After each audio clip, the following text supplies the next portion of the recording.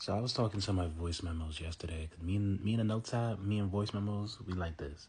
But I was just talking on the voice memos yesterday, and I kind of had like a little epiphany that I want to share.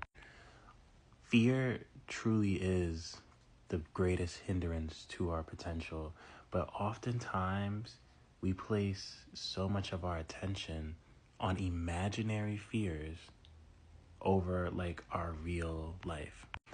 And what I mean by this is, for me personally, I can be honest and say, I know the calling that God has over my life, and I know the desires that I have within my heart for my life require me being seen in a very public way. Like fear of being perceived, being seen, even fearing my potential, like being great and what that requires out of me.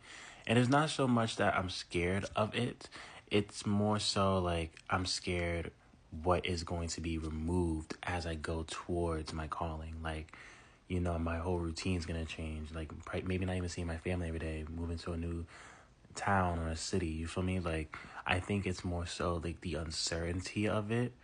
But then I had to realize, like, the things that I'm worried about, one, probably don't even exist. We spend so much time stressing over hypotheticals, and I guess it's like our mind's twisted way of keeping us safe. But I have to realize that me feeling safe isn't really safety. It's me feeling comfortable in the familiar. And what I'm trying to get out of, I know does not serve me to my highest good. I'm not meant to stay here. God, the universe, whomever you believe in, will place you in certain seasons for you to grow out of. But there comes a point where you have to leave. You know what I'm saying? It's like checking into your telly or Airbnb.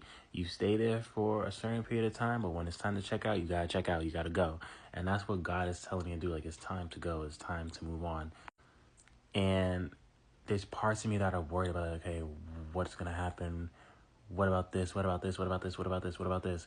But then I really had to look back, like, how many times have I gone through something where God has pulled me out of it?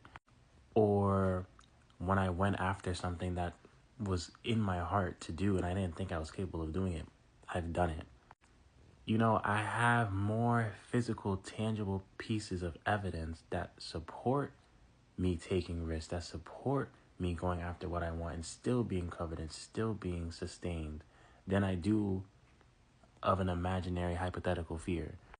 So I say all this to say, a lot of times our worries and our anxieties don't have any substance to be true, don't have any power to be true. We just fix so much of our attention on it that it just manifests externally because, like I say all the time, internal states of being manifest externally. So I say all this to say, if you're going through a tough time or you're worried about something, one, fear usually comes from indecision. Indecision to choose yourself, indecision to go after it, indecision to not remain the same anymore. And two, oftentimes our fears don't really have the substance to be true.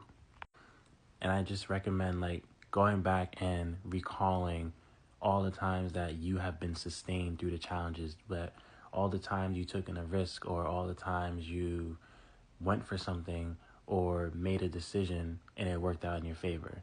I feel like if we place more of our attention on that instead of in a what if, life would change for us much easier. Really just stop resisting change because you're scared to let go.